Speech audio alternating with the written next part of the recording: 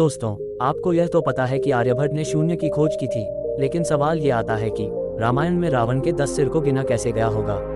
कुछ लोग हिंदू धर्म व रामायण, महाभारत, गीता को काल्पनिक दिखाने के लिए यह प्रश्न करते हैं कि जब आर्यभट्ट ने लगभग 6वीं शताब्दी में जीरो की खोज की तो आर्यभट्ट की खोज से लगभग 5000 वर्ष पहले रामायण में रावण के 10 सिर की गिनती कैसे की गई और महाभारत में कौरवों की 100 की संख्या की गिनती कैसे की गई।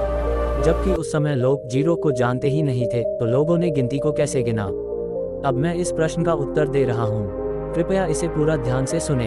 आर्यभट्ट से पहले संसार शून्य को नहीं जानता था। आर्यभट्ट ने ही की खोज की, यह एक सत्य है। लेकिन आर्यभट्ट ने शून्य की खोज अंकों में की थी, शब्दों में खोज नहीं की थी। उससे पहले शून्य अंक को शब्दों में शून्य कहा जाता था। उस समय में भी हिंदू धर्म ग्रंथों में जैसे शिव पुराण, स्कंद पुराण आदि में आकाश को शून्य कहा गया है। यहाँ पे शून्य का मतलब अनंत से होता है।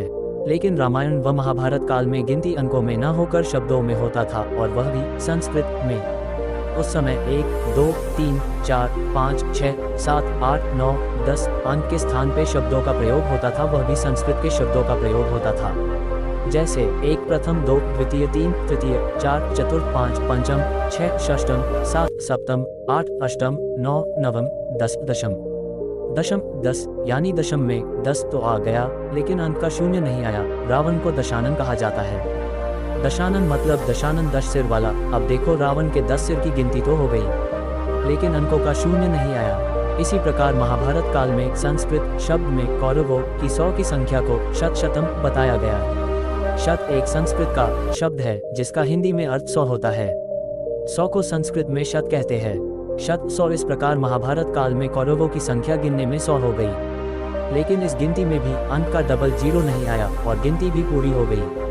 महाभारत धर्म ग्रंथ में कौरव की संख्या शत बताया गया है। रोमन में भी 1, 2, 3, 4, 5, 6, 7, 8, 9 एक शून्य की जगह पे 5 को भी कहा जाता है। 10 को x कहा जाता है।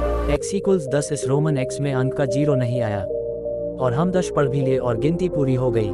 इस प्रकार रोमन वर्ड में कहीं शून्य नहीं आता है, और आप भी रोमन में 1 से लेकर 100 की गिनती पढ़ लिख सकते हैं।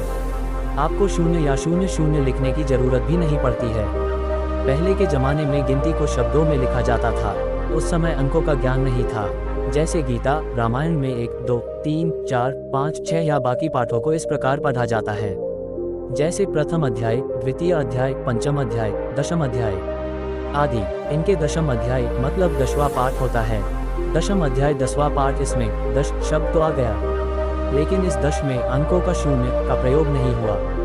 बिना शून्य आए पाठों की गिनती 10 हो गई। हिंदू विरोधी और नास्तिक लोग सिर्फ अपने गलत कुतर्क द्वारा हिंदू धर्म व हिंदू धर्म ग्रंथों को काल्पनिक साबित करना चाहते हैं, जिससे हिंदुओं के मन में हिंदू धर्म के प्रति नफरत भरकर और हिंदू धर्म को काल्पनिक साबित करके हिंदू समाज को अन्य धर्मों में परिवर्तित किया जाए। लेकिन आज का हिंदू समाज अपने धार्मिक शिक्षा को ग्रहण न करने के कारण इन लोगों के झूठ को सही मान बैठता है। यह हमारे धर्म व संस्कृति के लिए हानिकारक है। अपनी सभ्यता पहचाने, गर्व करें कि हम सनातनी हैं, हम हिंदू हैं। सत्य सनातन धर्म की जय। आज के लिए इतना ही, मिलते हैं नेक्स्ट वीडियो में। वीडियो अच्छी लगी हो तो लाइक करो और सब्सक्राइब वाले बटन को प्रेस जरूर करना, ताकि नेक्स्ट वीडियो आपको सबसे पहले मिले।